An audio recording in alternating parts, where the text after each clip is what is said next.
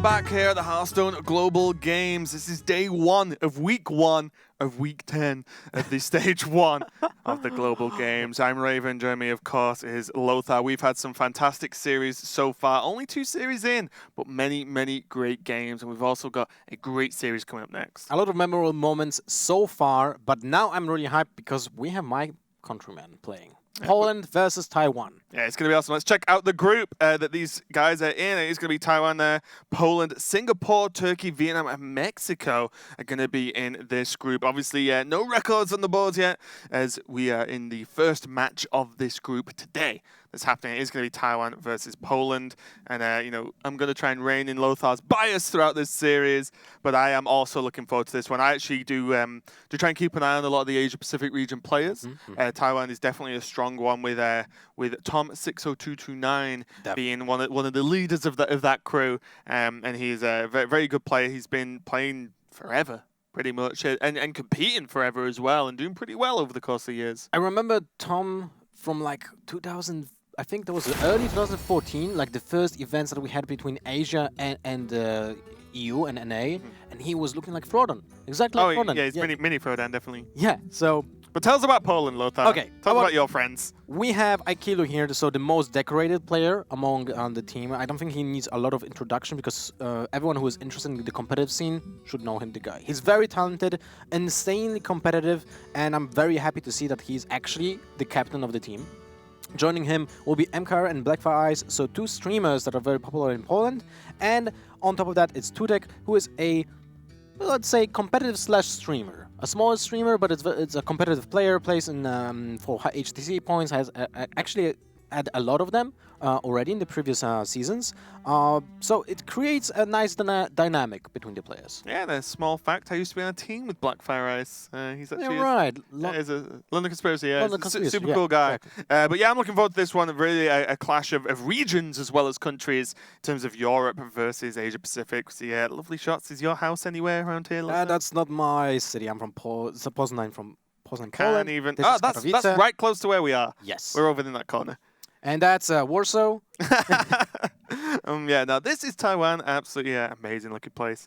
And honestly, this is all that's going to happen. We see this footage of all the locations around the world.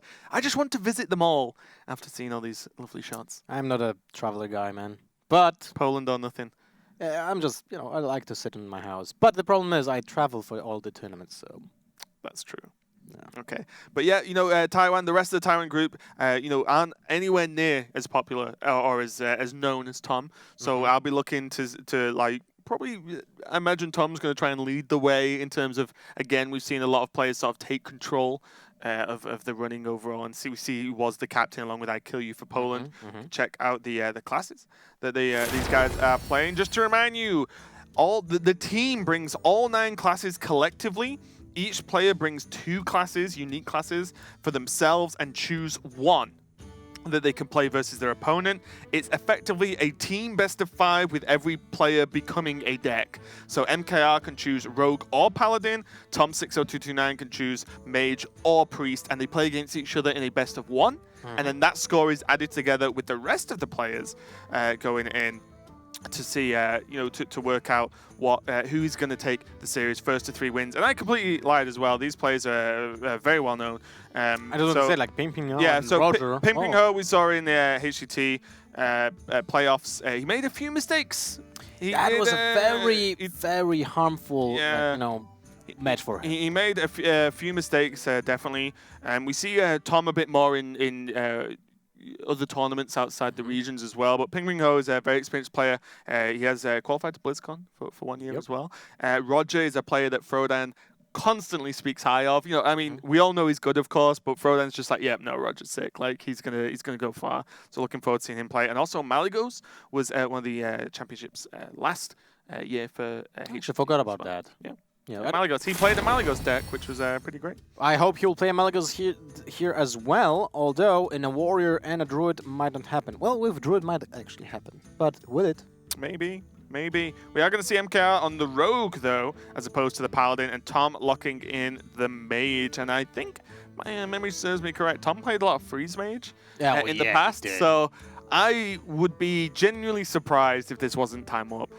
some kind of time warp mage. But MKR, I honestly don't haven't really watched his stream a lot. He Well, I streams in can tell Polish, you. so you know. I can tell you he played a lot of Quest Rogue on stream. Oh, okay. So I'm 100% sure this will be a Quest Rogue. You can't really like switch around archetypes which you played the most, right? You feel comfortable with the deck. You know that if you switch to Miracle Also, Rogue, there's a big difference between the two, right? Yeah. Like, it's like, you know, a really big difference. it plays differently, way differently. And we see MKR and Frodan there on the cameras. So I'm joking, it's Tom, of course. And they're Oh, gonna really? be, just checking. They're going to be kicking it off here. So yeah, it's a sweet poster on the left for MKR. That's from Diablo, right? I think it's the Barbarian, right? I think so. Well, it has the Blizzard logo, so... We can't talk about it.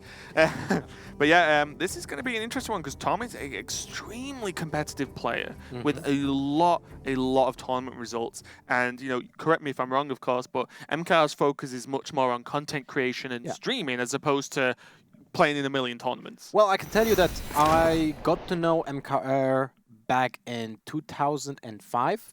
When we were still playing other card games, and that was World of Warcraft TCG at that point. I was traveling a lot to other cities to just play in tournaments locally and just Polish, you know, championships and stuff like that. And we met many times at those events.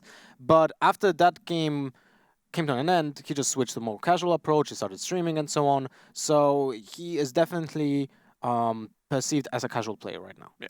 But I have no doubts that they have been training hard for this tournament. You do not rock up to Hearthstone Global Games and try and, you know, like only put in a little bit of work. These guys will no doubt be putting everything on the line. And no surprises, we were both right by the looks of things. Tom is either playing Freeze Mage or Time... Oh, it is Freeze Mage because there's no quest. Oh, you're it's right. Not Time Warp. So Tom It's is not straight Time up playing Warp, Freeze Mage that we mentioned earlier. The current list actually play Antinidas because they need the extra damage due to lack of Ice Lances. And MKR is playing his Quest Rogue with the boar, and your best friend Patches the Pirate now. Oh, look at that. He drew Patches. What a surprise, right? So, when it comes to Mage, we have seen today 2 different Quest Mages, right? Yep. 2 different. We have seen Aggro Elemental. I'm writing this down. And we have seen now a Freeze Mage. That's 4 different archetypes. Well, 3 different archetypes and a variation of one in just 3 matches. Yeah, in 3, yeah. That's kind of crazy, actually. Primordial Glyph, though, coming in. This is where a few of the changes might happen. Tom, you cannot Primordial Glyph into an Ice Lance. Yep. Just so you know. Not gonna happen anymore. The Ice Lance was moved to Hall of Fame, as you might know, or not, because not, not everyone knows. Cards like maybe it's not Azure played for one. Sylvanas, Ragnaros, Ice Lance, Conceal have been moved. You can't really play them in Standard anymore. Yeah, this matchup, honestly, I'm not seeing too much Freeze Mage. I know people are playing it. I've encountered it a couple of times. But this matchup's very interesting because the time it takes for Rogue to get going is the time Freeze Mage can normally gather together a lot of its freeze effects. Yeah. So then it's like, yeah, you have a couple of 5/5s that charge, and maybe that's enough with the correct number of bounces. But you had to bounce the minions a lot in the first place, right, to get the quest done. True. So you might not have enough to like attack for 5, bounce it back into hand, then attack for 5 again. So Tom might be able to get the time already to just piece together the freezes and just lock MKR out of this game. That is true. This is the synergy which can be found in games where you have combo archetype, like a real combo archetype, in a deck that is a typical control deck and just wants to gather his own pieces to the end game. So it's a iconic matchup, I would say. I mean, maybe to become an iconic matchup, because as you just explained very well, this is exactly what will happen. If he will just chain the freezes because there's no pressure in the beginning of the game, the freeze mage can do whatever he wants. In this case, just draw cards. Draw cards, assemble the pieces, and play Alex Straza and finish up the game. Yeah, and you know, we can see MKR is currently 0 out of 4 on the Crystal Core, which is the Rogue Quest, of course, and mainly because he's just took that turn to Fan of Knives, draw more cards, and I think he wants to try and burst out the quest in 1 turn, or maybe 2 turns maximum, and then get it out in 1 go, as opposed to try and do it like, you know, 1 turn here, 1 turn there, and build it up over the course of more than 2. So we'll see how Tom decides to respond to this. He draw on the Secret. This card's really nice. Just 2/3/2 mana, draw a Secret. I like it. It's the way a mad scientist should have been. Yeah, I believe Subtle and Admirable have coined Rational Scientist as it's the for the card name, because it's just how scientists should have been made, as you quite rightly said. Already though, Tom, Frost Nova, Ice Barrier is nice. Blizzard, fantastic. Primordial Glyph, probably he's looking like he wants to either hold on for Antonidas or just wait till late turns where he's got a little bit more room. Well, in terms of his mana. he can use the glyph before Antonidas, Yeah, so combo. and then basically pick a spell that has 0 mana or 1 and play it on turn 7 or 8 with the even 2. Antonidas, right? Reduce it by 2, right? Well, yeah. I mean, after to the make reduction. it 0 yeah. 1. Yeah. Sorry, I'm with you. So for MKR though, nothing is going really well. He can play 3 Stunter Spore, but that's 1 short. Yep. So Patches probably will trade with the Loot Hoarder, and well, what? Never mind. He has the Dagger. Other option is Shadow Stepping the Firefly, but I don't like it at all. He needs to get basically one more bounce effect in with the Ferryman, with the Panda, with another Shadow Step. And you can actually get any of the bounce effects and they'll work because he has enough mana now to do it all because 2 of the bounces is, one of the bounces is Shadow Step. That is correct. Okay, so Toma is piecing together a lot of damage here and a good amount of draw and freeze as well, just getting a bit of everything. And MKI is just being very, very slow. I feel like this feels really strange as well because he could have just Stone to Spore Shadow Step. You know, it's 1 to face, which is, I get isn't a lot, but it really looks like MKR wants that 1 turn to just pull it off in 1 go and then calling it a day. Cast it. He does have prep available to cast Crystal Core as well, so he can actually prep Crystal Core out, which is even better.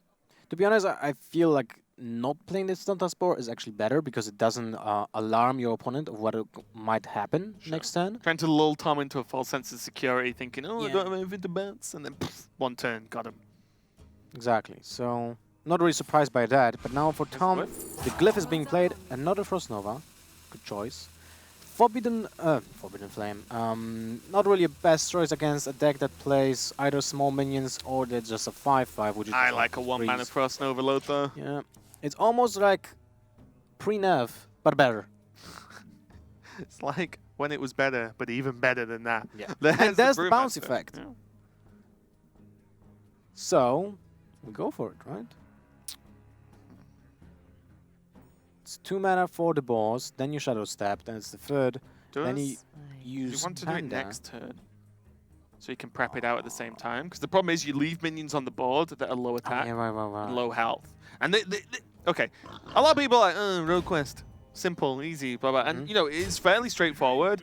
But turns like this, you have to work out exactly what you want to leave on the board, low health, pre-quest. Because if you leave too much, then the board gets wiped. And yeah, you've got the quest live, but no minions. So who cares? So this is why we see just the 1 bounce now, the expensive bounce. Now we can just play Boar, Shadow Step, Boar, prep into the Crystal Core. Good explanation. Thanks. And that will allow MKR to deal 10 damage in the next turn. Well, actually, he is at quest. How much? He played 1, right, on the quest. So he needs, so never mind. He will be able to deal 5, basically, with 1 boar.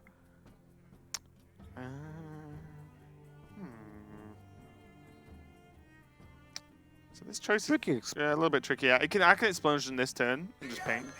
Oh, what? Wait. I like this. Interesting. Because it doesn't allow his opponent to just play minions and play the Yeah, quest. leave them on the board. Yeah. Alright, this is tricky. This Doomsday is kind of awkward here. Well, is he able to kill it? Let's count. Boar. You deal 2 damage Yeah, you can do it. to Doomsayer. Then you play Shadow Step. You have the quest. You play the quest with the prep. You play Boar. You kill Doomsayer. And you have 2 5/5s on board already. Which are, of course, silenced, but it's still fine. Yep. I think there are a couple of other ways you can do it as well. But you don't want to play Sophsy Deckhand right now. No. But you could if you felt the need to, but because you can get it off with the quest, then it seems reasonable. Just gonna see if MKR can actually piece together this, because one thing as well is without you said he's played a lot of this deck, so I have no doubt he'll spot it. But you really do need to understand exactly the range and limit of your bounces, especially when the Shadow Steps and it makes the minion 0. It sounds like it should be straightforward where your minions are free, but sometimes you need to make sure it adds up perfectly to be able to get that quest done as well. Yep. So yeah, and then prep quest. Gonna be fast enough? Well, I hope so. Because the animation of the quest is actually taking a lot of time. Did he miss it? No. Oh. I Oh, think I he think he missed missed it. I think that think was he a missed it. blunder. Let's see. Oh. Okay, there's Crystal Core. Did he attack? Let's see. Oh. Ah, he killed it. Okay, he got Okay. it. He got it all. Nice. Woo. Look, Well, his reaction was really like kind of... I think he realized how close he was there because that was tight. I saw it on the we have like the actual player spectators here, Mm-hmm. so I could see the mouse movements. I was like, I watched him and I still don't know if he got it in time. So he was kind of relieved to hit that. But now here comes the Chain Freezes Blizzard, the expensive one, right? Get it out of the way. Another Blizzard, Frost Nova. He can actually Blizzard Arcane Explosion next turn to clear this board if he really wants. Like, MKR, yeah, you've got the quest done, friend, but there's still a long way to go for him in this matchup. And he can't really use the charge minions right now because he needs the bonus effects to Yeah, just there's no point, right? Yeah, there's fully no get point. the effect of that. Right, 10 damage, they're dead. Yeah. Sick. So, Tom It is does- looking relaxed. Look at this guy. I mean, he has 2 turns of just, you know, freezing the board. And if he is able to play the Frost Nova on turn 10 with Antonidas, he has this in the bag. I believe. You don't need to use the Arcane Explosion this turn, right? I like it. I like it. Well, is there a way of healing the minions? Well, it can be a Vanish. Yeah, that would be scary. That would be Vanish actually would- awful. And there's still one Shadow Step, right? Mm-hmm. So even though it's like, oh, it's 1 minion. Well, you know what? 1 minion doing 5 damage to your face. Or So- one sometimes you minion, lose. it's a Firefly, and it just Yeah, spirals pops out. two, of control. two minions, right? Do you see Ferryman get drawn now? So he can bounce back that Firefly, but it'll cost him another one to do. He can just play both charge minions here and clear off the Doomsayer, though. But Yeah. But he opens himself up to just freeze effects then, while doing no damage to face. Well, he can play both charge minions, kill the Doomsayer, play Ferryman, bounce back Deckhand or Patches, and attack for You 1. bounce back patches, right? Hmm? You bounce back patches. Because you need the dagger for deckhand to charge. Yes, definitely. He's going to clear it off. Going to commit to the board now. Oh, he commits. Oh, okay. He's just doing it. Okay, this is cycling the Fireflies you mentioned to get more value from the 1/1s. From the 1 mana creatures. I don't know which one is better actually now. Is This it is- better to have charge minion or is it better to have non-charge Well, we minions can in see that this hand? is getting a Novid. This is hitting the tipping point now where one player will just win very suddenly. Either Tom can Nova and stall this board, or Tom dies very quickly. So I believe we're going to probably start off with the Arcane Intellect here. Even Arcane Intellect like Acolyte, Frost Nova, worst case. There's How many freezes Alexstrasza. has he got left? He needs to find an Ice Block. He needs that one turn for free. If to he will actually get win that the ice game. block, he wins the game. Yeah. Because he has now 15 damage in hand. But he needs to get the ice block. So this is 30 damage on board from the rogue. And even when you use Ice Barrier, it's 29. So you're not able to... Yeah, it doesn't live matter, through right? it. Right. Not with this board. Yeah, I like this play. Means he can actually ping his Acolyte next turn as well. He has, what, 1 Nova left? Yes, because the other one was from the Discovered, glyph. right? Yeah. Eviscerate not really helpful right now. So I guess you just attack for 1. It's so crazy. Imagine if imagine if Tom had Ice Block earlier and he equipped it, right? Yeah. He just wins.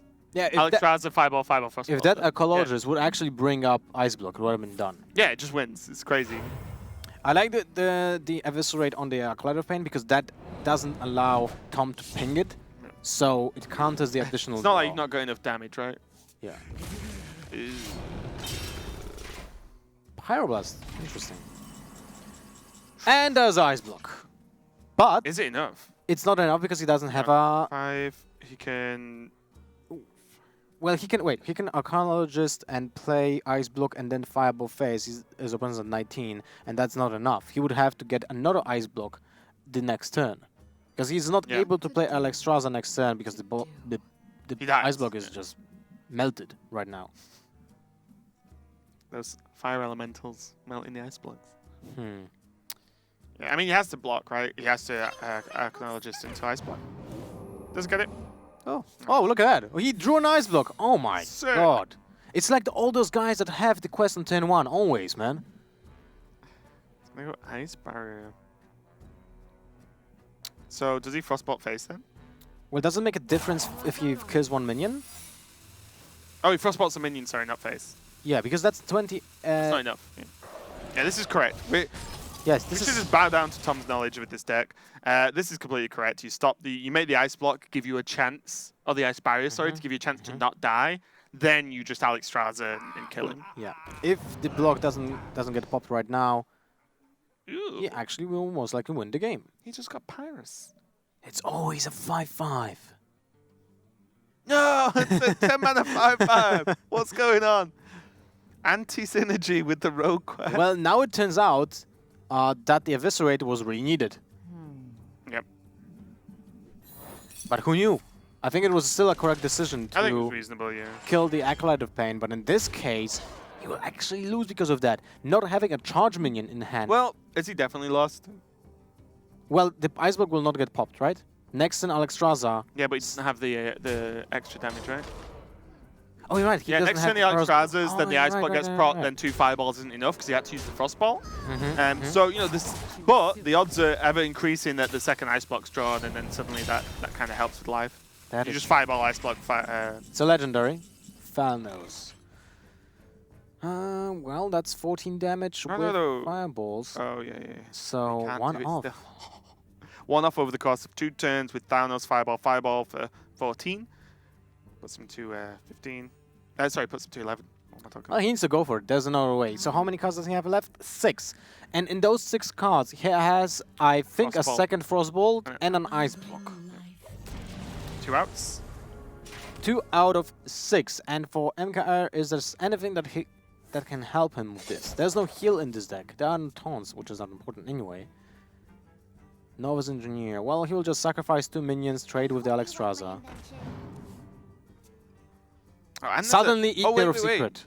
He can't proc him at 1, right? So Frost Nova as well. He has the second Frost Nova, I think. So he can't proc him at 1 because the minions are all 5s. You're right.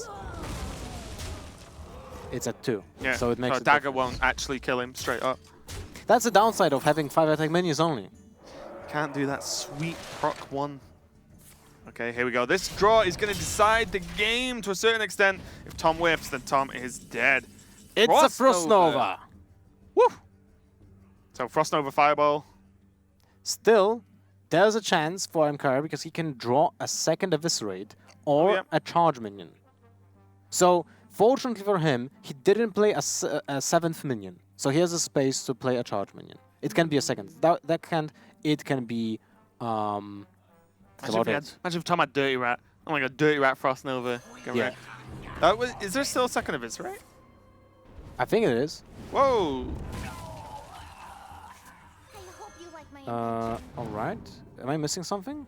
He's just digging for Ice Block, but he could have set up 2-turn lethal, which I think was worth the risk. Wait. I think it was worth Frost the risk. Nova Fireball, right? And you have Pyroblast next turn. Yeah. Because now he's in the same spot. He fireballs Ice Did I Blocks, miss something? right? Well, you know that he's going to fireball Ice Yeah. Block if he draws it, but if he doesn't draw it now, he's just dead. Well, there's a Frostbolt. Oh. That's enough. That was Okay, 3 cards left. He had 2. 2 out of 3. 3. But still, there was a chance that he would just not get it, right? Yeah, there was a chance, but that chance didn't matter. Tom is very happy. He takes the game over MKR. Very close one. Very tricky as well. But Tom showing that, yes, there is Time Warp Mage. Yes, there is aggro. There is tempo. You know what? Also freeze, friends. He's very, very happy as he takes that win for Taiwan over Poland so far. So, Well, feels bad, man. yep. First feeling great over here. First game goes to Taiwan. Although, as I said, it was a very close one. I feel like, actually, it's an interesting matchup. Because there's a lot of time for the Freeze Mage to develop anything that he wants to develop in the first phases of the game. But at the same time, the Rogue is super explosive. Yeah. And the downside of the explosiveness is the fact that the damage is only being dealt in 5 and once.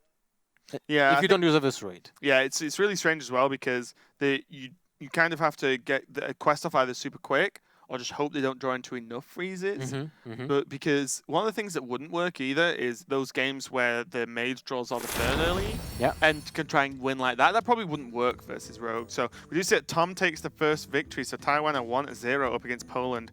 Coming up next, it's going to be I Kill You on the Warrior versus Maligos TW on the Warrior as well. Let's get comfortable Because if this is control mirrors. if this is a Quest versus Quest Warrior, it will take a while.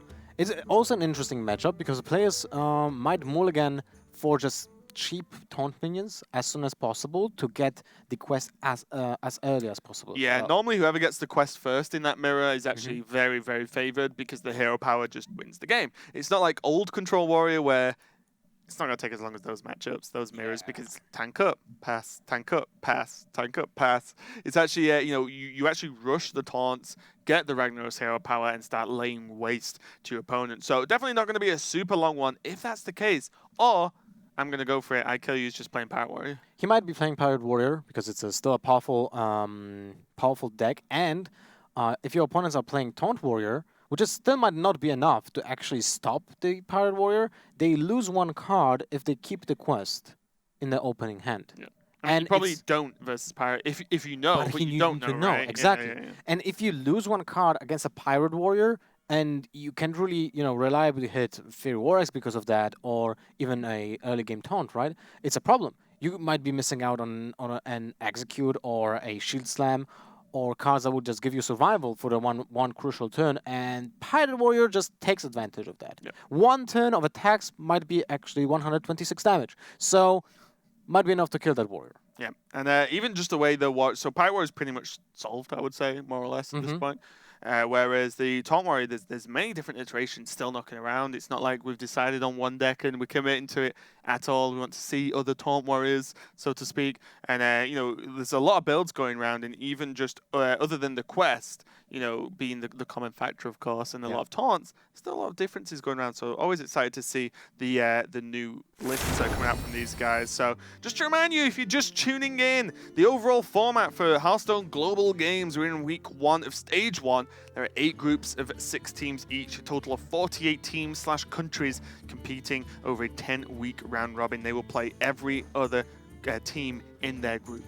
And then we go to stage 2, which is literally the copy of stage 1, but with less amount of teams. We will have 6 groups of 4 teams, and they play 3 weeks of round robin, so basically the same. Yep, and then finally moving on to stage 3, where the top 16 teams will battle it out in a single elimination bracket, and the top 4 will move on to a live LAN finals. And this will get hype. Yeah, I cannot wait. It means, like, regardless of what country you're playing from, you will be flown to wherever the location is and be playing in a LAN tournament. Cannot wait. There's our good friend I Kill You on the left, representing Poland, Maligos from Taiwan on the right. Both players looking pretty focused. Looks like they're playing from home, nice and comfortable. Yeah, that's true. I actually didn't, or wasn't aware of the fact that baseball is, popular in Taiwan. Because I have seen a poster of a baseball player behind Maligos. Oh. It doesn't have to be popular in the country to like it. Yeah. Some people like American football that aren't from America. Strange Well, people, but, but in Japan, basketball is very popular, an example. sure. So, which I find odd. But who am I to judge? No one. That's who, Lothar. No one. Thank Can't you, judge anyone. But yeah, looking forward to seeing these players go. I know I Kill You was not happy. Well, on one hand, happy with his HGT performance in terms of qualifying last year. Not happy with the outcome. I know he wanted to. He sort of puts a lot on himself to actually perform well. He's very disappointed in himself when he doesn't. So this is another tournament in which he can prove himself, more to himself anyway. I mean, everyone else knows he's good, right? It's like Kinda. I think no one gets more upset about it than he does in terms of his either performance or results in general. I find But, that's a quality that almost every pro player has. Yep. They're putting a lot of strain on themselves to just prove from their own ego that I'm a good player. I can prove that I can win a tournament. Here we go. I Kill You for Poland versus Maligos for Taiwan. Fire plumes. Let's do this. Quests golden. all around. Both golden. Oh man, those people have a lot of dust. So, in this case, I would say that you mulligan everything that is not a taunt minion, but I would say Diehond Hatchling is kind of expensive, so you might go for the best one would be your favorite actually, the Defender. Stonehill, yeah. Saul brought me onto this card. I'd not played any real control decks since the expansion came out. Started playing Paladin. Stonehill Defender's a great card. But yeah, I agree. It also depends on the build, though, right? Because, again, these builds could be very different from each other. Depends what taunts you're even running early game and what kind of cards, what removal you're running as well. It wouldn't surprise me to even see Black Knights pop up in decks. Yeah, I love the Black Knights currently. But, okay, we see the Sleep with the Fishes for Achilleu. That gives us some informations. Might be just one with 2 brawls. Might be 2 without brawls. That can happen. But both, I mean, neither of them have any taunt minions for turn 2, 3, 4, Deathwing. Pretty sweet. Told you the builds could be different. Yeah. I actually play myself with the Deathwing. Oh, do you? Yeah. Yeah, well, I suppose when you've got Ragnar's hero power, you can afford to throw everything else and just drop a 12-12. Yep. Yeah, the build's looking pretty cool so far. Malygos seeming happy, no doubt on comms with his teammates, or just a happy guy in general. It's completely possible that some people... We can talk about being happy now that Saul's not here with us. You know, now I'm casting with you, Lothar. Exactly. Well, he's lying 6, and let's not make fun of him. This is the perfect time. But no, I'll get better, Saul. Yep, so I Kill You now has, not too many options, but I imagine players like I Kill You and a lot of the Europe scene and probably a lot of the American scene as well are actually heavily influenced by, for example, Sho, who was ranked 1 with, Quest Warrior on ladder, not, maybe even today, I'm not sure, but a couple of days ago was rank 1 legend with it. So, this build already looks very similar to Sho's from I Kill You here, whereas Malygos dropping a Deathwing on us potentially. Looks a little bit of his own brew. It's interesting to me that Achilleu didn't play the Bloodhoof Brave, because there's a huge chance we'll actually draw a minion that will curve out. And as we were talking before, it seems like curving out in this matchup is just better. It's almost like it's weird to say, but it's like a race, right? Yeah. But with these higher drops now, you can actually coin into a Primordial Drake later on, which getting that out 1 turn earlier is actually kind of huge as well. That's true, but unfortunately for him, he did draw 2 Primordial Drakes. So if he's not playing Deathwing in his own version, the Curator will only draw 1 card. Because I'm assuming he's playing Curator in his deck as well. Yeah. And there will be no more dragons in his deck, apart from maybe Deathwing. Yeah, that's true. So that's kind of unfortunate. For Malygos, though, he already has 1 Drake and the Deathwing in hand. So if he's running only 1 Drake, then the Curator will not draw anything. Yeah. Look at this. Slam, weapon hit, no doubt Whirlwind to finish it off. Well, you have 2 Whirlwinds. You need to use the one on the left, because you don't want to say that you already planned this, right?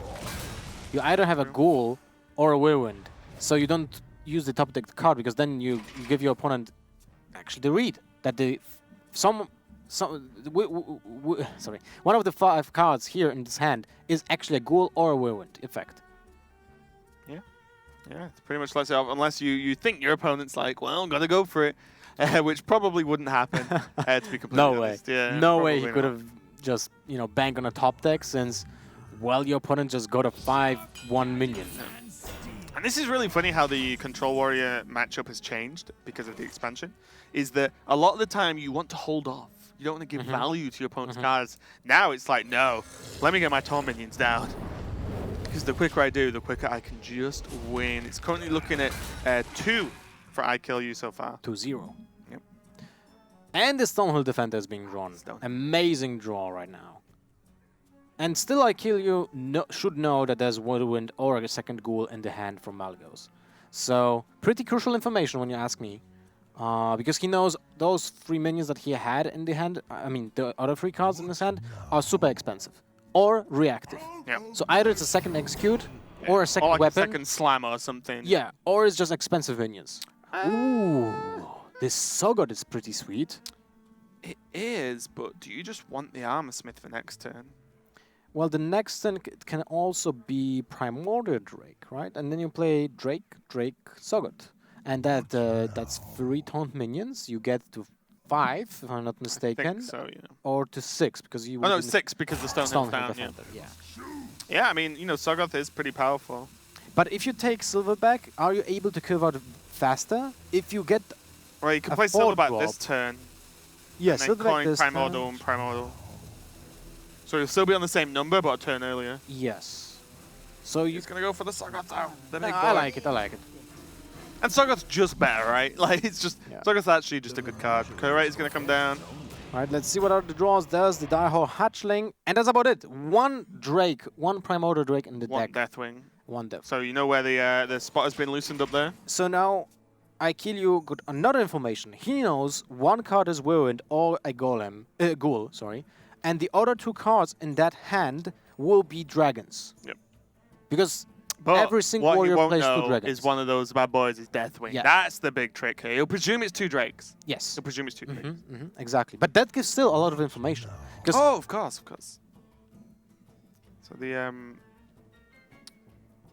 Achilles' hand does have more taunts now available. The Honorary Diahorn as an option. We saw it a bit earlier today. 6 mana, 5/5 with a taunt and adapt. Well, he can go for the Sleep with the Fishes as well, right? Slam, Sleep with the Fishes, trade. Nah. I like this because this lines up the Drakes better. Yeah, the Drakes are Okay. better with Yeah, the Sleep yeah, with the yeah. Fishes, yeah, definitely. +3? Winter is not bad as well. +1 and +1 is But also not bad. But Wind Fury, it just dies, right? To the board. Yeah, Wind Fury is horrible, but Volcanic Might would be great if... No, it still dies. Never mind. Still can be cleared with the Whirlwind here from Malagos if he really wants to use it. Can even use the Acolyte as well to get value from the Whirlwind. Or he can actually just go for a Whirlwind trade into the Diahorn Hatchling, and then that'll shuffle a 6/9 taunt into the deck once it dies. Few options. The Drake seems like an option as well. Because it can kill the Defender, it can kill the Triceratops, and leave on the Armorsmith with 1/2. So that's not bad as well. And you actually use your most expensive taunt minion in the deck on turn 8, which is ideal, unless it's turn 10 with Sleep with the Fishes or Execute. Yeah. And he used one Execute double trade already. Alright, interesting approach. Yeah, he's gonna Drake, right? Drake Hero Looks like it. Got a big guy down again. This card is one of the sleeper cards, I feel. Didn't really stand out too much to, I think, most people. Yeah, definitely But- not to me. It's yeah, just like, but man, It's like it's a Heat Banner 4. very Seems weird. expensive with... It's like, no, two damage AoE, Dragon, and it's a taunt. Okay, count me in. It turns out it's pretty damn good. Yeah. So now we're gonna see the Primordial Drake from the other side. And that will kill the Greater. Set up a decent turn 9 as well, because if you just go with the second Primordial Drake, the other Primordial Drake from your opponent will actually die after trading. Yeah. So that's a pretty good setup. But you can also hold onto it and just play Primordial Drake with the Sleep with the Fishes on turn 10, or even just coin it out next turn if your opponent goes wide on the board suddenly. Yeah, I feel like I Kill You definitely has the option advantage here. You know, he has very, the upper hand. yeah, his hand is very flexible, whereas, Malagos does, have some good cards, some good minions and stuff, but I think Malagos is going to be reliant on this Deathwing making a huge impact here, and, maybe letting I Kill You build the board up a little bit more, slamming Deathwing once all his taunts are gone, and then just going for it. I feel so as well. But now the question is, what do you play even this turn? Do you want to go into Acolyte of Pain? I feel like so. You're missing the Execute, so you can't really deal with the Primordial Drake easily. And he only has 2 taunts in his quest. That's kind of horrible. Okay, doing right being pulled. He's going to spread out the amount of taunts. Maybe he can catch up 3 out of 7 now. And I Kill You could just drop Sagoth if he really wants to. But then his Primordial Drake doesn't actually do anything realistic this turn, apart from chip away at some health. I like the Primordial Drake this turn, the second one. Because then It's off the Acolyte as well. kills off the Acolyte, kills off the Hatchling with the attack from your own Drake, and still leaves the Drake at 4/4. What is Yeah, he can weapon coin it out as well. Good, that's clear even the better. board, yeah. I completely forgot about the coin. That is actually the best possible turn. Yep, I Kill You in a very, very strong position. His first Primordial Drake still survives the 4/2, which is going to help. And now I Kill You is 1 taunt away from being able to equip Sulfuris and start to really dominate the game. Stonehill Defender, not a bad draw at all for Malagos, especially because he can couple it along with the Ali Armorsmith and the Dirty Rat if he really wants. I would actually play the Dirty Rat. Dirty Rat Brawl. You know that your opponent's at 6 out of 7, and if it turns out he only has one taunt minion in his hand, you will deny the quest for maybe 1 turn. Yeah. If you got that kind of heads up.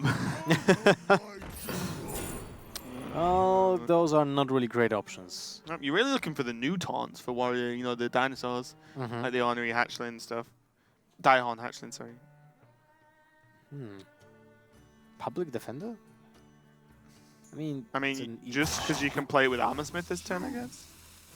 Soaks a lot of damage is an easy way of getting another tick on your quest, which is now 3, so we get to 4, you get to 5. Yep, it's just going to stack them. 1 off. Actually to 6, yeah, that's even better. And so you can Dirty Rat Brawl next turn. Dirty Rat Brawl, and equip the weapon. That's not bad. So these are the swing turns we saw earlier today as well with Control Warrior, where you build up. Once you get that big turn, you can actually clear the board out. And then with the Brawl combined with Dirty Rat, for example, or even the 2/6 with the Summons the Raptors, you can actually do things like that. And then you know the hero power starts really taking control of the game. The cornered sentry. I was hoping the card will see play, but not for now. Not for now. Maybe in the future. Yeah. You can play it against me anytime you want, Lothar, as long as I get to play Hunter. Well, the card is not bad with MC Tech, right? Your opponent has 1 minion. Played, you have 25% chance. You steal the 1/1 back, and like, oh, god damn it. Okay, so imagine if you could choose with MC Tech. well, that card would have to be like 6-7 mana or something. That would have been way too Maybe good. a legendary. Way too good. Here comes Sagoth to prot the quest.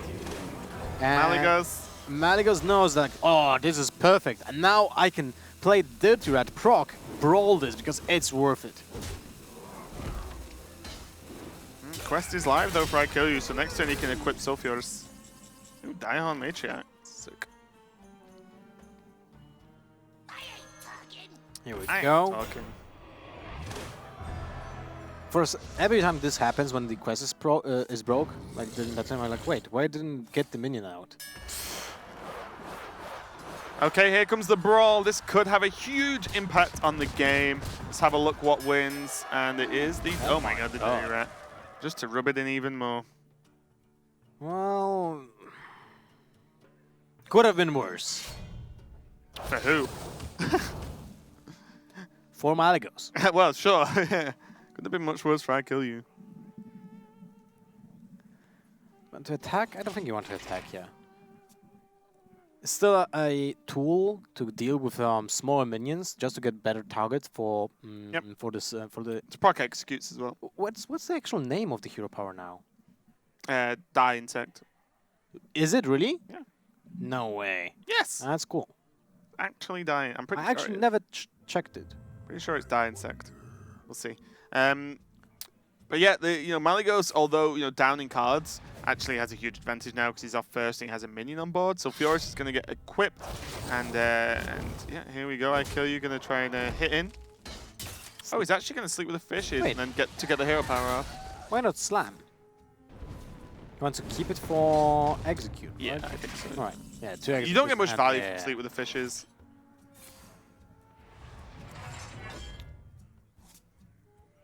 So this is kind of important. The Daihon Matriarch has actually 9 HP, so it doesn't die to single hero power, and that means the slam will come in handy. Die Insect.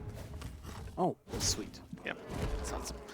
Yep, so yeah, the Matriarch's actually looking pretty good. It's probably going to eat the slam and the execute, I guess, because I Kill You now wants to... It's so funny that this game is such like a slow, like, taunt, and then they both get rag hero power and they're like, quick! Go face!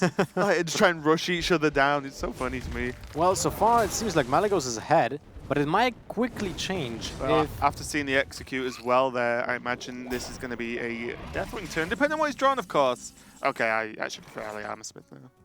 Do you? Because you can potentially gain armor. If Ragnar is, you gain 2 armor. Yeah, it's better. And you can still hero power this turn, so definitely better. Ooh. You played 1 brawl so far. Every time you can present a 50-50 to your opponent, taking 100% to face, you're feeling pretty good about life. Yeah. I mean, it's 4 Hunter hero powers. for 2 mana. I feel like this should have been a hunter quest. No, 2 damage, 2 mana, 8 damage to face. Get him. Well, For some reason, when I was reading the quest first, I was like, you have that hero power while you have Sulfurous equipped. Oh, okay. But it Nope. turns out It's not better the than that. case. Yep. Yeah, then like weapon removal will be the sickest in the game like it's ever been. It's been strong sometimes. Well, and you couldn't swing with it second time, right? Yep.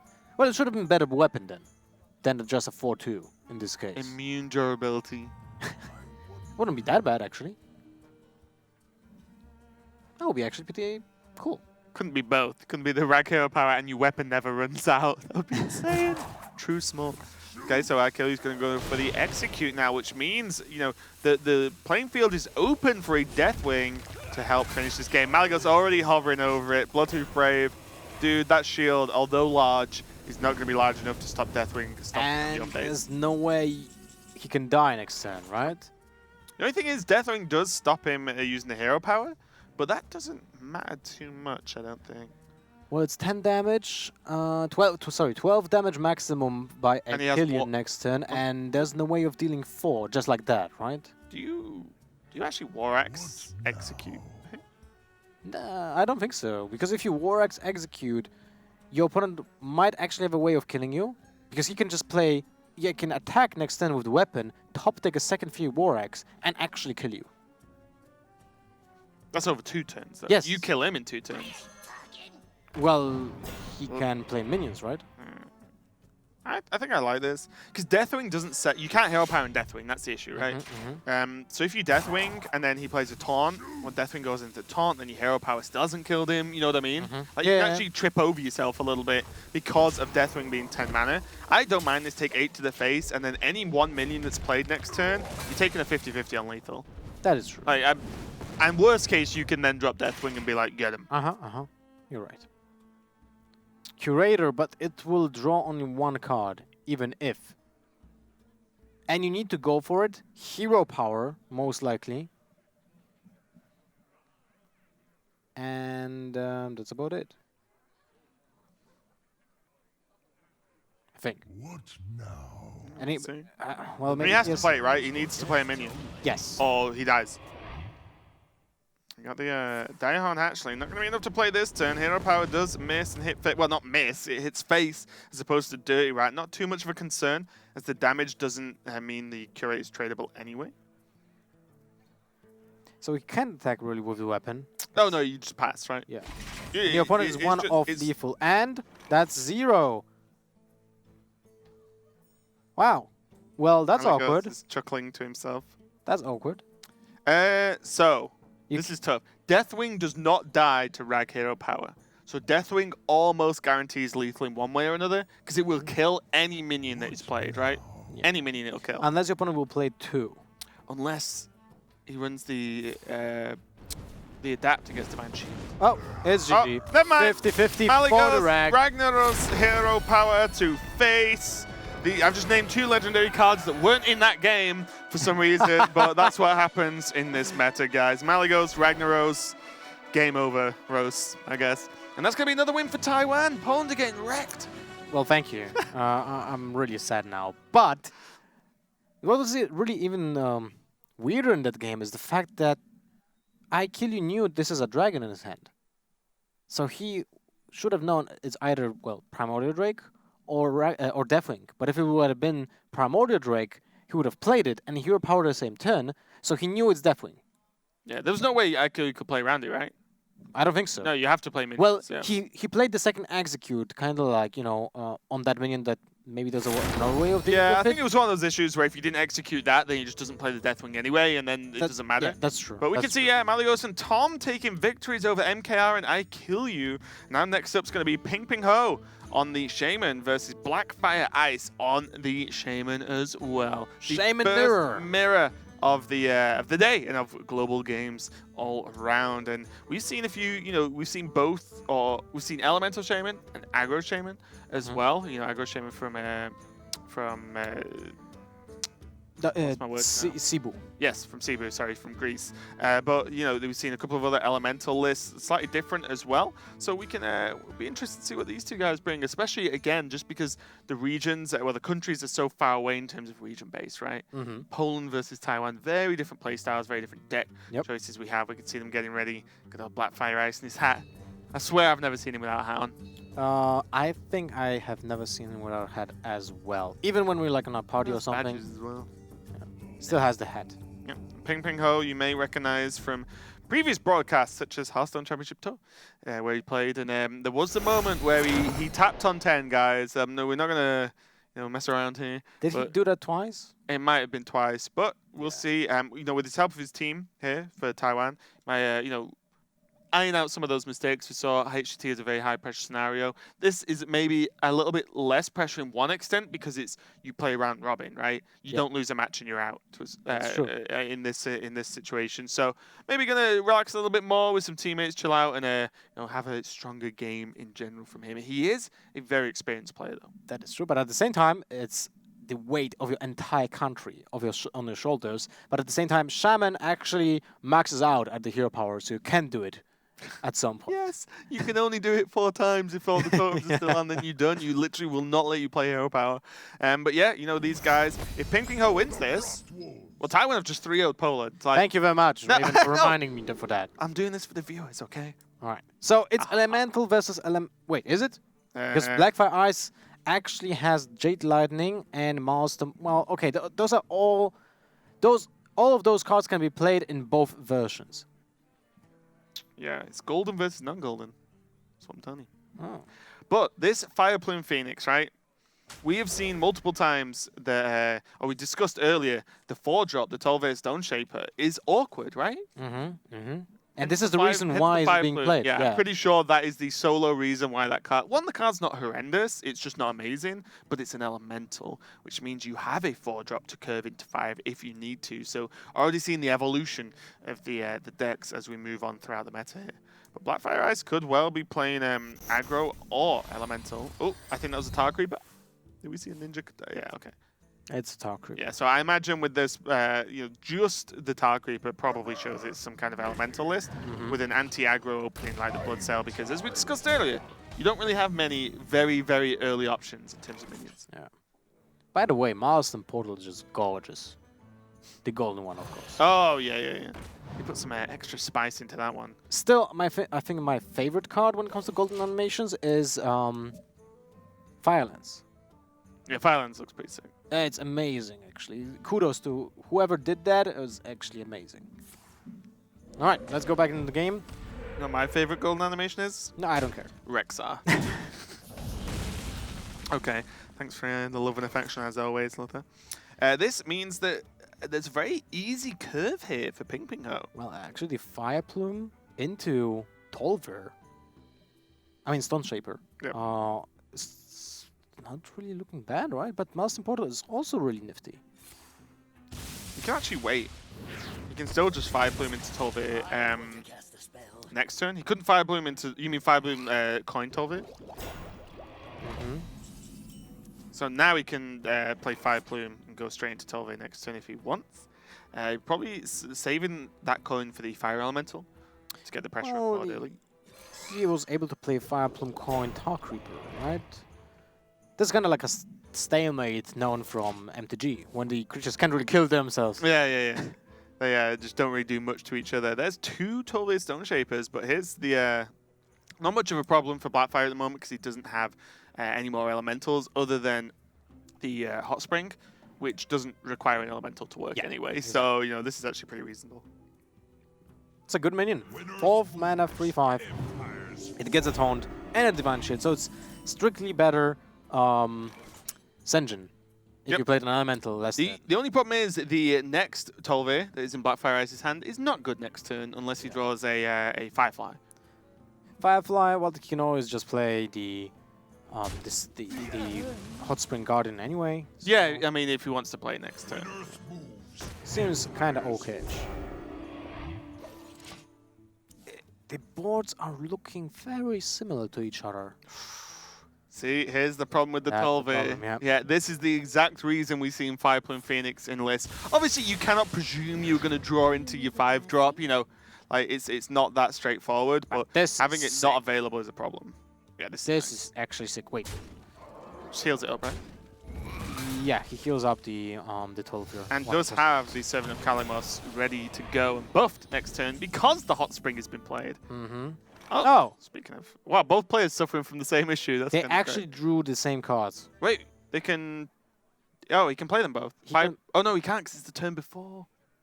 Oh, you're right. Yeah. It's not the same turn. It has to be the turn before. You are correct. Oh, elementals and you crazy stuff. What can happen this turn is file elemental, kill the 12-year, or milestone portal.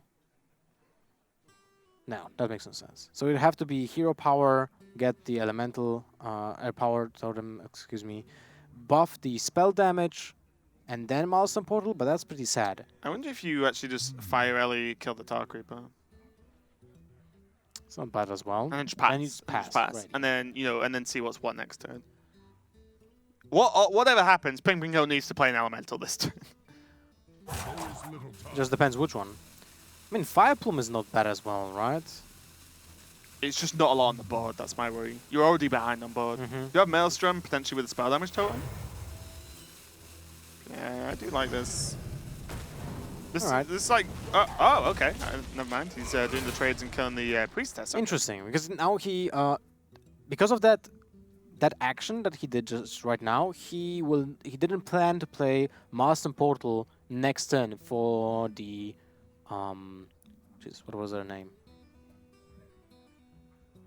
The Cleric? Oh, for the Young Priestess. The Young Priestess, thank you very much. The Young Priestess, just to kill her, like, by the Milestone Portal. So he would like to play Fire Plume, most likely, and Servant next turn. Alaka is an option here. Earth Elemental and Air Elemental. I imagine Air Elemental will not get picked. Will not get picked. Alaka seems just so valuable. Just burst damage from nowhere. Just either trading potential or with a Flame Tongue, just straight up 10 damage on turn 10. Or with 10 mana. Correct. That's the weird thing about the trade to me, is that it opened this attack up, killed off the minion, allowed the Tolvair to push some damage. Stone Sentinel. This card has actually not really been played a lot. Yeah, definitely. Everyone thought this card was going to be great. I thought it was good. But then you realize that the power just isn't quite there. You know, there's not enough power It's for what you definitely do. not a Dr. Boom. No.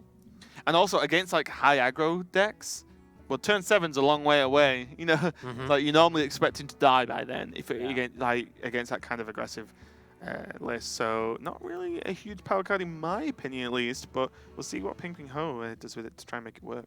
There's an option of just playing Fire Plume and the Tolver's Shapeshifter. Because of the fact that if you kill his Tolver, it's a 3/5, right? So And also Kalimos, but yeah. But the opponent will not have a way of killing it easily. He would need to use something from hand to destroy the Divine Shield and then trade the minions. I really like this. And it's... well, that's helpful. And it makes your Fire Elemental kind of immune to the attacks. But the Blaze Collar is actually pretty nuts. And let's think what is the best use of it right now. Because I'm guessing it's Servant into the shield, the Blaze Collar onto the 3/5, the 2/2 onto the Fire Elemental.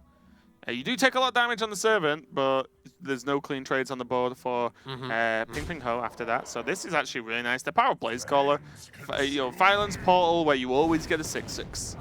Which is very important that it has 6 HP, because it doesn't die to your opponent's Blaze Collar. Yeah, the Battle Cry, Yeah. Okay, so this double Servant of Kalimot in Ping Ping Ho's hand. Very, very valuable card. But when you're behind, you know, it's a bit of a problem. These are cards that snowball extremely heavily. I imagine he's going to have to go for it, though, now, and then try and get maybe a Kalimos himself. There he is. Well... Oof, casual triple legendary. Holy moly. So you have to think about all options here. No, you don't. You just jam like, Kalimos every time. I just wanted to create a perception of maybe there's a word when you pick Alak here, because Baron Geddon is strictly worse than Kalimos in this case. Yeah. Because it deals 2 damage, not 3. I know it's consecutive turns. But normally the one But it deals damage to your own minions. You don't want that in this case, when you try to build a board. Yeah, this is very, very back and forth here, because suddenly now, Ping-Ping-Ho's looking pretty reasonable. And these are the positions when you've already got the board where Stone Sentinel can come into play, I think. In the more like mid-range control matchups, right? You're already ahead, then one card becomes 3 minions. That's actually nuts in terms of value. That is true. It soaks so much damage because the elementals are bigger creatures, like by nature, right? So they have a lot of attack, and the deck lacks point removal. There are no lightning bolts to get rid of, like, you know, Feral Spirits, or in this case, I don't remember the name of those 2/3 elementals that they're being created by Stone Sentinel, but I'm guessing they are Sentinels Stone Spirits. or something like that. So a mixture between Feral and Elemental. it's actually pretty important. Those minions can soak a lot of damage. Yep. Obey my command. Alakir coming down now.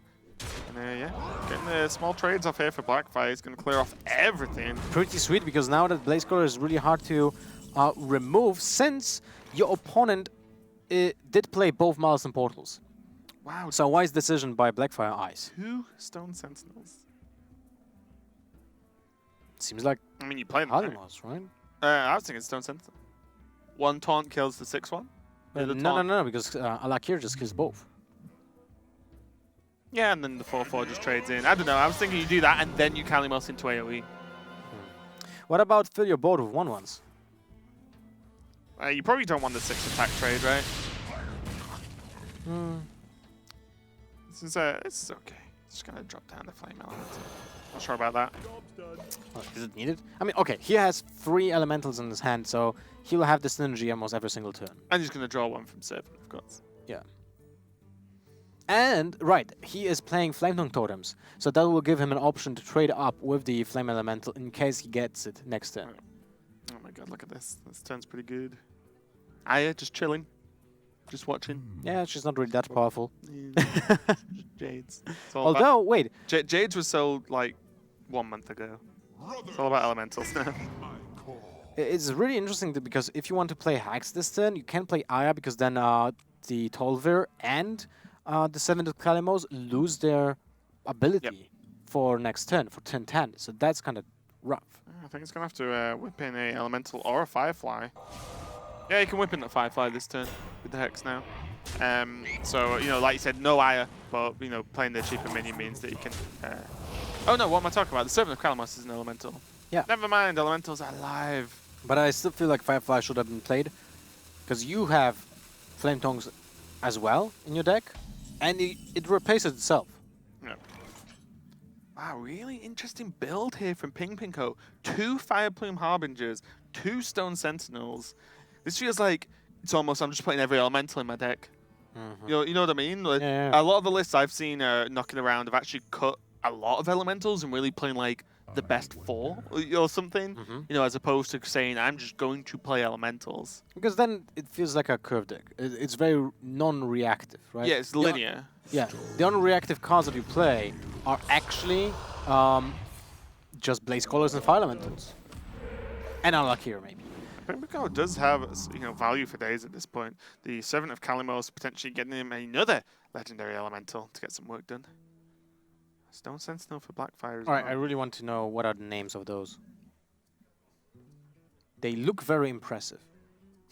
You look very impressive, Lothar. Oh my god. I have a pink blazer on me. Man. Exactly. I wonder. Okay, so nothing too crazy going on. They're going to be cleared up quite easily, the Sentinels. I'm going to call them now. Yep, and Blackfire can just follow up with his own Stone Sentinel if he really wants. Nothing else feels too great. It's the age-old problem, right? This Aya stuck in Blackfire's hand, because if he Ayas and then like Tolvirs, well, he doesn't have an elemental proc, so then he's going to be behind again in terms of his effects next turn. Yeah, exactly. The Tolver is not an elemental, so it's definitely a problem. Time. Well, you can just Aya, Firefly, Hero Power, and play the Corsair as well. Is that bad? I think so. I should go for the Stone Sentinel. Discovered, of course, by 7 of Kalimos, as you can see. Got a little bit wide onto the board here. Ping-Ping-Ho drawing into his Hex. Which is not really needed right now. No, not quite. I imagine we're going to see 7 of Kalimos here. Let's see what he gets. So, what if you just play Fire Plume first? Well, you might want to Fire Plume the card you get, right? Well, it's always 1 mana.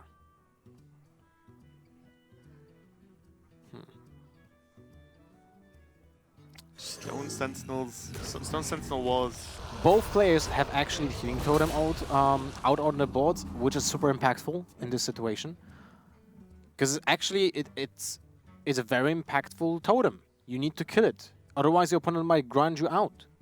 Especially when there are so many elementals with like more health than attack, Mm-hmm. so they can start trading away and like we can see the Servant of Kalamos on Blackfire Ice's side, where it's just getting that extra bit of healing to allow him to continue to trade away pretty efficiently here. It's kind of hilarious how many minions did we actually see in this game.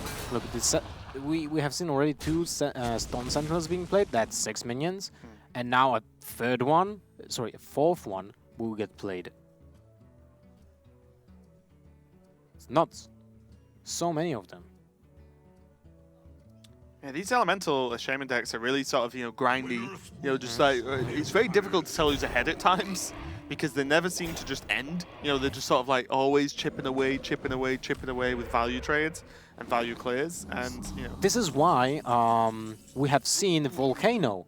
yeah, this is true. The Czech Republic team of Stansifka, Pekrovac, Czech Cloud, and Yara running Volcano in their list.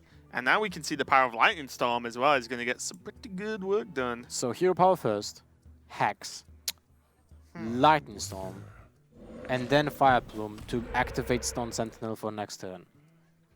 Seems good. And he got a Healing Totem, which is not bad as well. If he manages to kill those 3 HP minions, that will be actually nuts. Blackfire Ice knows what's gonna happen.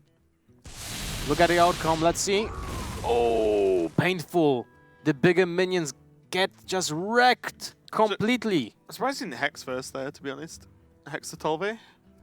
Well, yeah, I wanted to do that. Yeah. But in this case, I guess he wants to keep it for Kalamos. Or Aya. Yeah, maybe I are actually just trying to retain the value. As we can see now, the hands from both players are getting relatively low. We can see the Servant of Kalamos are kind of gone, I think, for both players now, so the Discover potential is out the window. And it really is all about getting maximum value from every single card you've got in hand. And that Healing Totem. I think it's actually the Healing Totem was better than the Spell Damage Totem. That feels so weird, though. He's just given Blackfire a positive trade with the Tolve by not hexing it. I agree. 2 for 1, I agree. right? Like, It's really weird that he didn't play the Hex, because I feel like you're so ahead on board, especially with your lower hand size. You will crush your opponent minions every single time when you have a Healing Totem out, and you can just dictate the tempo. also, as well, to be honest, there's just 13 power on board for Ping Ping Ho. That's a lot. So, if there's no taunt, you just punch him in the face for 13. Plus whatever minion he's got, he can develop the next Stone Sentinel as well. So, really interesting play here. See how it works out for Ping Ping Ho. He looks very happy, though. He must be on comms with his team, no doubt. Just cracking some jokes. At Poland's expense, no doubt. Being 2-0 up. This win for Ping Ping Ho is just going to be a sweep for Taiwan, potentially. But Blackfire Ice is by no means out of the game. It didn't end yet.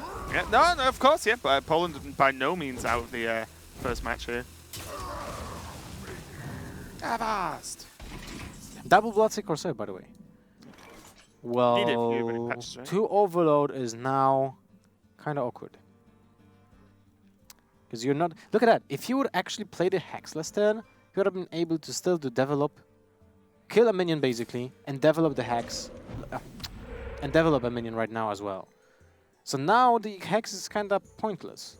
He has to kill Aya as well. Aya's high attack means that he's going to trade away to almost everything, especially that Fire Elemental that's just played. And this 3 attack minion is a little bit more easy to deal with. Healing Totem, as you quite rightly said, getting some work done. That Healing Totem is an MVP.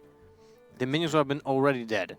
Ooh, Jade Lightning, though, is going to be nice at clearing up the Fire Elemental along with the 1-1 Jade. And that Jade's going to be a 4-4. Oh, look at that. You just rock the spell damage to him. You didn't lose a minion. That's actually also very important. Yeah, that Jade being a 4-4, suddenly that 4-4 alone is going to start piling through these Stone Sentinels. The minions, they're going to buff. Sorry. Because we don't know the names of those. These Stone Guardians? Dudes. I don't know. Someone tweet at me and tell me what are those names of those. Okay, so now Pingwingo's kind of lost the board now. And Spike kind of, I mean, just has. And Stone Sentinel probably isn't enough at this point. Already the 2/3s die that it summons, unless he pops it out with a Hex. Well, he needs to hex it. There's no wait, way. he- Unless well, let's see what he he'll draws. draw Let's a see what he Kalimos, right? There's little time.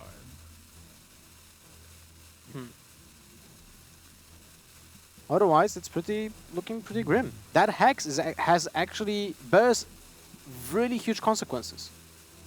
He lost additional minion because of not playing the hex, and he lost additional minion now because he didn't play the hex. So those are 2 minions. He can freeze it. Oh man, that is actually insane. He can freeze, or he Freeze can the 3/3. he can hex the 4/4, freeze the 3/3, and play the Sentinel. I think you have to. What are you waiting for? Like, you know Well, what I mean? Like the. Kalimos, that's on the other thing, right? But if you do your this, opponent plays Kalimos is sick next Kalimos, turn, right? He needs to play an elemental this turn if he's expecting Kalimos, because that Kalimos won't be live unless he plays something, right? so he didn't play and he didn't play an elemental. Last turn he did, but he needs to play one this turn. Is what I mean is he has to do something, and if he does something, he may as well do it all. Right, the problem I see is that if he uses Glacier Shard this turn, He's got nothing for next turn. yes. It's fine. Just draw Kalimos next turn. Problem solved.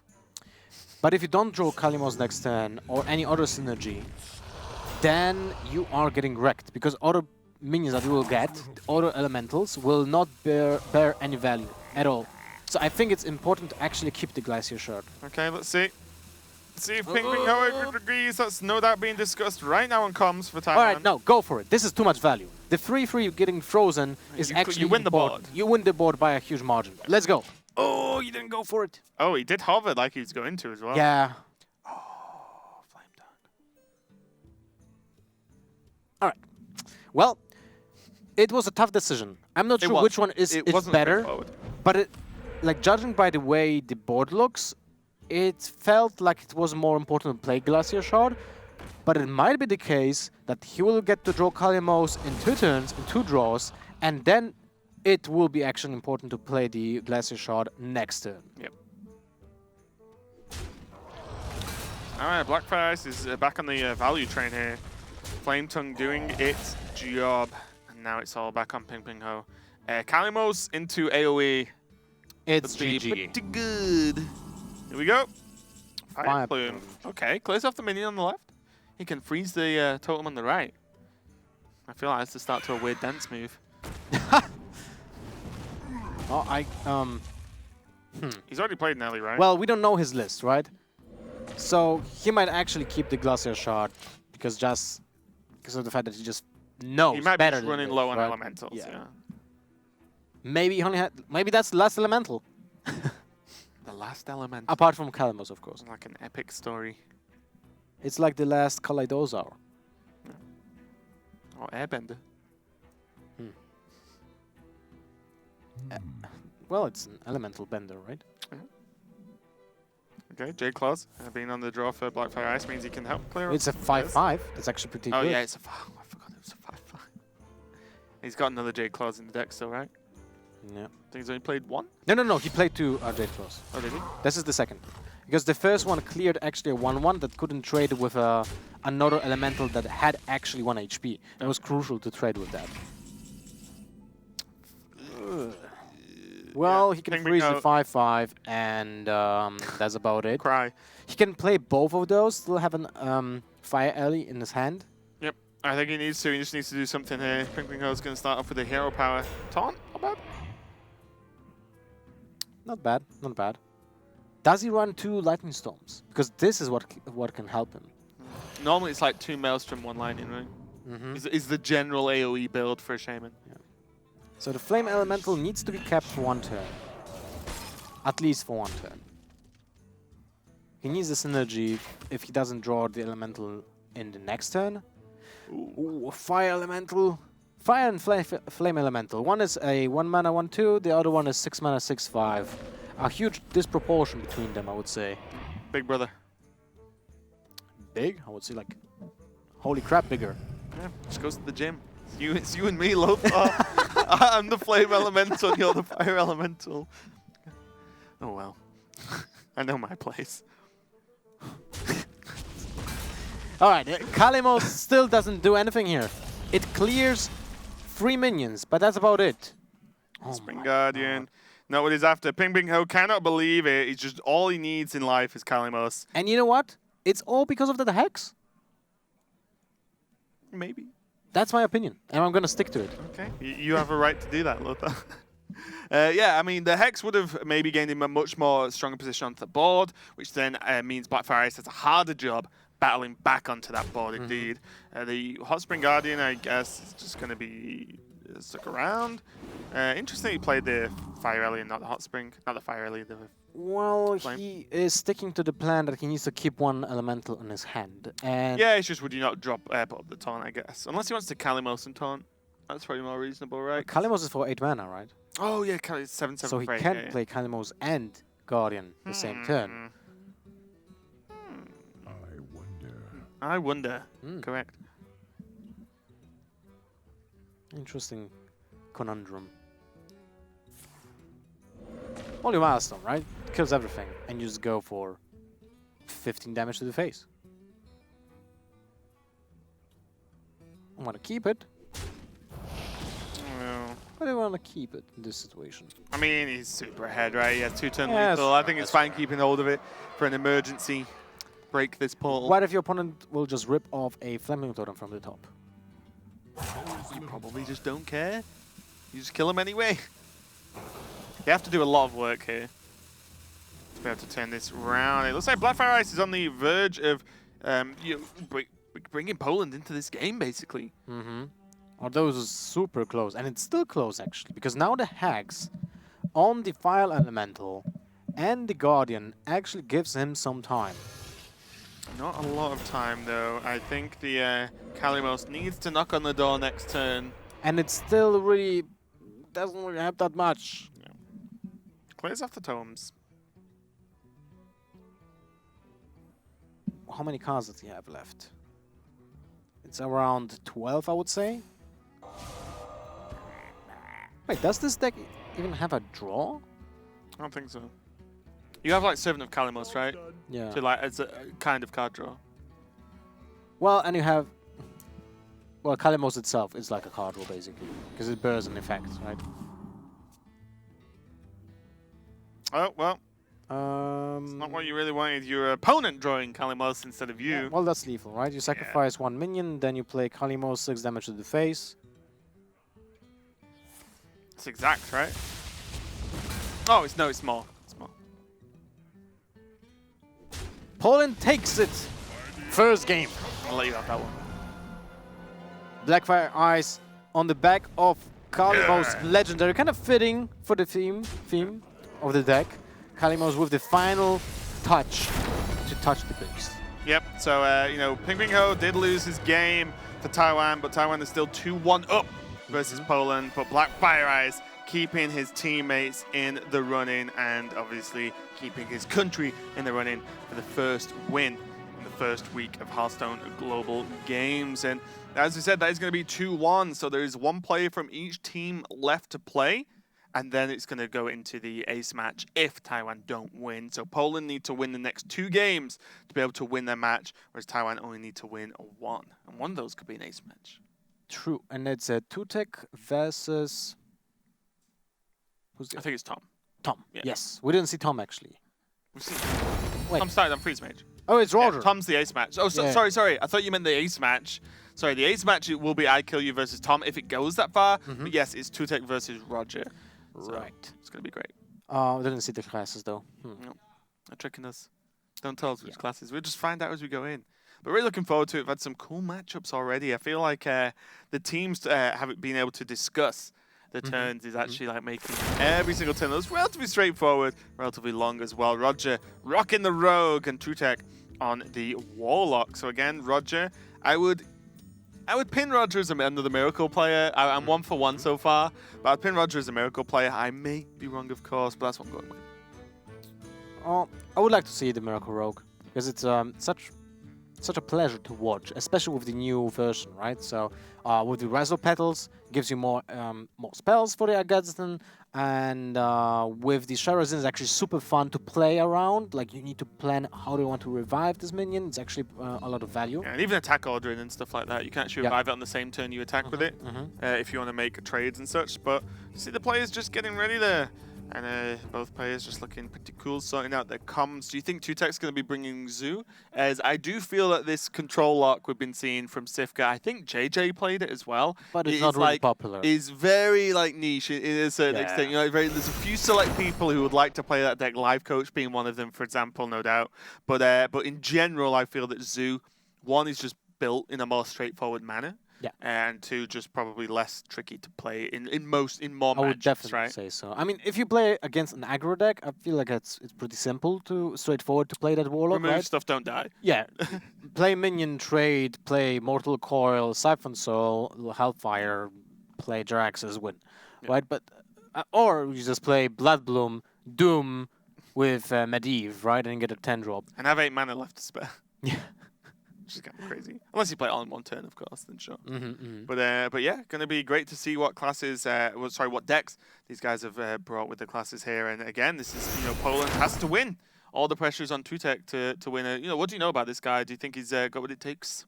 Well, he's pretty competitive. He was playing in preliminary since 2014, if I remember correctly. Ooh. Murloc Warlock. So Megasaur. okay, so far in the metagame, I only tried a Murloc Paladin, like an aggressive version with the Gentle Megasaurs. So I don't really know how Warlock will play, but it was an archetype since the beginning of time in Hearthstone. Because with the old Blood Imps, Murlocs were nuts. And also the hero power, right? Yeah. You just being able to draw more and play almost every single card you drew. So yeah, guys, you know what? Again, never thought I'd say this, but we're going to be seeing in a very competitive game for Poland's life in this match, Murloc Warlock. Look at Roger. Like, Roger's like, what the hell happened? And Roger is playing the Miracle Rogue. But fortunately for Roger, he has a coin agent to just dismantle the drop. And then backstab fan as well. And backstab fan is sick. You have pressure. Your opponent can't rebuild, because the problem with Murlocs is that if you lose board control, it's super tough to get it back. Yeah. It's super tough to get back. This is why you have cards like this Stinger, right, which allows you to play a Murloc and pay with the health instead of the cost. So you have an easy way to get back on the board. Play cards with buffs like Water Leader, like the. Ooh, wait, what? Ooh? It's just okay. It's just chilling. Well, that's definitely interesting. Yeah, so Roger's just okay taking damage, basically. Because anyone who opens turn 1 with that Murloc, it's going to do more than 1 damage, because you're probably playing a Murloc turn 2, right? You don't really drop that bad boy. It's doing even more as the Rockpool Hunter actually gives it +1/+1 as well. So that's a 3/3 and a 2/3 on the board already, and suddenly a little bit more difficult to deal with. Well, Roger is able to backstab, play agent, and deal 1 damage. He is also able to play patches with the backstab, kill 1. But I'm really surprised he didn't take the chance to just kill the first drop out of Murlocs. Especially because you look at the hand, right? So there would have been a 3/3 on the board on its own, and then it just kills the rock. Well, the Rockpool probably wouldn't have been played, and then it requires like 2 bluegills to kill. Like, what does Tutek even play into that? Soulfire is pretty neat. Although, I wouldn't mind even a simple backstab on turn 1 without the agent. If you really want to keep the coin for... Well, that's what kind of why, because that's fine, but I kind of liked backstab SI as like an option as well, or backstab Fan of Knives, suddenly doing 3 damage to something, which kills pretty much any Murloc. But Roger has done a pretty good job of clearing up this board so far, and now it's all on Tutek to be able to regain this. Oh, well, that's sick. You can actually play Finja on turn 3. If something can bring Poland back into the game, this is it. This is it. This is the turn when you just need to pay 5 health for a Finja. And that is just insane. Look at the Rogers. Look. He's tilted. He's like, this is not allowed. Finja has 5 mana. Oh, man, this is sick. This is like the best thing that can happen. We talked about how Murlocs lose. And they lose if they lose the board control. And they actually lost the board control because of patches, the additional damage, the backup, the agent. That was actually 5 damage for 3 mana with the coin, which is insane. So now, this is if he gets War Leaders out of it, it might be over. I just don't understand what's going on, to be honest, Lothar. I'm watching Murloc Warlock, and it's crazy to me. With the Blue Girls, it means that 2Tech can guarantee a trade onto this SI7 agent. I mean, he doesn't know. Roger doesn't know that there's a guaranteed trade. No, of course, but But he can't Roger play Swashbuckler. Soul fires his own 3-3. No Finja, not this time. Councilman. No, you can't play that. You need to play the warrior, go into the agent, kill the agent, and hopefully you will get a war leader so it buffs the Finja back to full health. I mean, sorry, not full health, but at least will be alive. Not dead. Yeah. Here we go. It'll be interesting to see what other Murlocs are available for 2Tech as well. It's not a war leader. Okay, though. It's sort of replaced his board, right? Yeah, the Cold Light Seer, although you would rather play that from your hand, so it's kind of awkward. I feel like you need to tap this turn. Well, this is something I was actually talking to Sottle with yesterday, bringing up the point of, do you actually play Finja in a full Murloc deck? Because there are so many Murlocs that have battle cries, live effects, and You stuff. need to. But do you? Yeah, There's so many Murlocs that have battle cries that you just miss. That's But the problem. that doesn't matter. It's like with the Fel Reaver. If you burn cards that you were never meant to draw, it's not important. Can draw my lifetime. But you are not going to fatigue, most likely. Sure. So I feel like Finja is just too powerful not to play, even when the Murlocs that you're gonna get are not the best one. Yeah. It's just better free than stuff. nothing, right? It's just free stuff. So Roger actually playing Zaril in this version of the list as well. So not like the standard version of the list we've seen. And I say standard very loosely as versions are changing, probably as I even talk about them. But you know, still Zaril is going to help out. As always, going to be nice in a Miracle style deck because of the 1-mana spells it generates. By the way, I just got a tweet. The smaller Sentinels are being named Rock Elemental. Rock Elemental. Okay, good to know. So now we're waiting for Metal Elemental. What did he get? King's Blood. That's draw a card. Yeah, it's reasonable enough. Hallucination might be a sick card as well because it can get a Shadow Flame, a Hellfire, Demon Wrath. Helpful. Definitely helpful. Yeah, considering that many demons Doom. in this deck. Okay, raise a Panel Lasher. That'd be nice. Just as a dude on the board as well. I imagine we're going to see Hallucination though because of the cards you listed there, Lothar. You know, the high impact Warlock cards. Can be Twisting Nether as well. Does have one Soulfire as an emergency switch as well. Not that you want to discard too many cards. Oh. Twisting. Is that Cho'Gall? And Cho'Gall. Oh, no, we don't want to play Cho'Gall. Drain life or Twisting. I'd probably go Twisting. Twisting Nether is nuts. You can survive for 2 turns. You're not under tons of pressure at this point. Yeah. I feel like you need to Soulfire this turn as well. No. That Councilman might be too much damage. Oh my god. Oh, okay. You can now because you have 2 AoE effects. I'd be worried about getting Twisting and Soul Firing it away. But with Shadow Flame as your second Warlock card, I'm like, okay. Combine that with Cold Blood, win the game. So Roger is on 21 health now. 2Tech has not a lot of burst available. 7 from hand with Direwolf and Leroy next turn. 2 available on board as well. So he's actually a long way away. And as you said, once Murloc loses the board once, 2Tech kind of got it back the second time. Maybe it's not going to happen the third, though. And he didn't get... there's no chance of getting a second Stinger. Yep. Because he already got it from Finja. Which is funny. It's like Stinger made Finja possible, but Finja made second Stinger impossible. Because it already was played. The circle of life. By the way, we have Murlocs in the studio as well, so it kind of fits. Maybe this is why 2Tech played.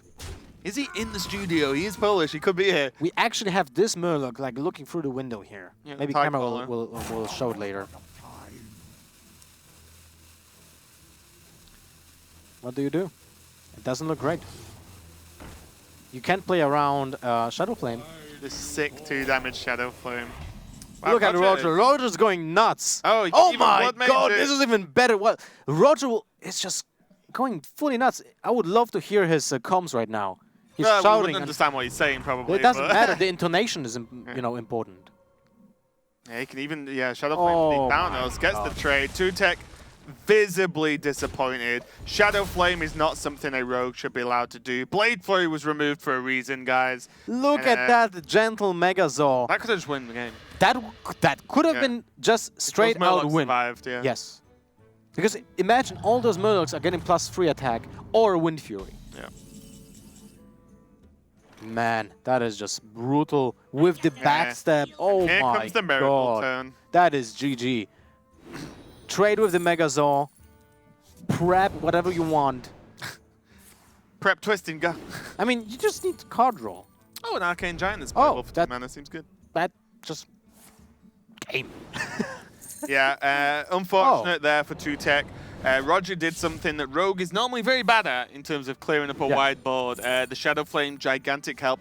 Even the insurance policy of the Twisting Nether for the turn after anyway, but absolutely gigantic miracle turn. Arcane Giant is probably going to seal the deal because Roger simply isn't at low enough health. Well, you just could pick Drain Life to tilt even more. Alright, doesn't matter. Doesn't need to tilt when he's won. Mimic Pod, why not? Oh my god. Double. No, wait, it's Copy's next card. So it's double Sharazin, okay. Oh, we didn't get to see shares in. Yeah, I imagine this is going to be a pretty hard concede from 2Tech. Probably going to see what he's going to draw first, just in case. But Roger is so far away in terms of damage. Roger's 21 health. 2Tech is not even close. Yeah. If he was around 10, then suddenly we can talk. As we can see, Leroy, so far at 10 damage. That's a lot of reach. 21 with nothing on board. It is a big ask indeed. And now he loses the Leroy as well. So the reach was lost, but he needs to do it, otherwise he's just dead. Murloc Tidehunter, well, it's not a taunt. Yeah, beefy though. Oh. Well, that's it. Yeah, it was pretty much a done deal anyway. 2Tech couldn't keep up with this kind of damage Roger could put out without the Cold Blood, but with the Cold Blood, that is going to be game. And Taiwan takes the win 3-1 over Poland. So they're looking top of their group so far. And I'm sorry, Lothar. Sorry, there's plenty more games coming up. It's a fair game. Warlock had Rogel. I actually said it in Polish. Rogue had actually a Shadow Flame. Fair game. Exactly. Completely fair. Nothing else goes wrong there. But yeah, it's going to be a good win there for Roger and a good win for Taiwan, getting one on the board, looking fantastic. So yeah, it's a great series and a bit of a quicker one as well. It wasn't too long. Although we didn't have like all aggressive decks, but it feels like the decks were pretty much solved after like few turns of just massive AoE effects. Yeah, and I hope this as well is a bit of a help out for the viewers because you may not have heard of many players from Taiwan, for example. Again, don't attend too many tournaments that are the usuals, so to speak. But you can see these guys do not mess around. Roger, Tom, the other guys as well, Malagos, absolutely fantastic there. And that's going to be 3-1. We see Blackfire Ice held on just about for his team, but it wasn't enough in the end as Roger took it. Ping Ping Ho with the one loss, but these guys and all the teams are a team, right? One loss doesn't cause a huge issue there, but Tom, Malagos, and Roger putting the points on the board.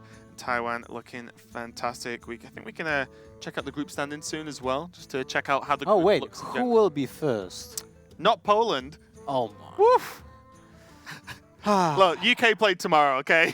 We are actually in Poland, in Katowice. Poland lost. I'm about to get thrown out after all these comments. Yeah, exactly. We can check it out there. Taiwan, of course, at the top of the group with the only one of the teams only played with a 3-1 game score.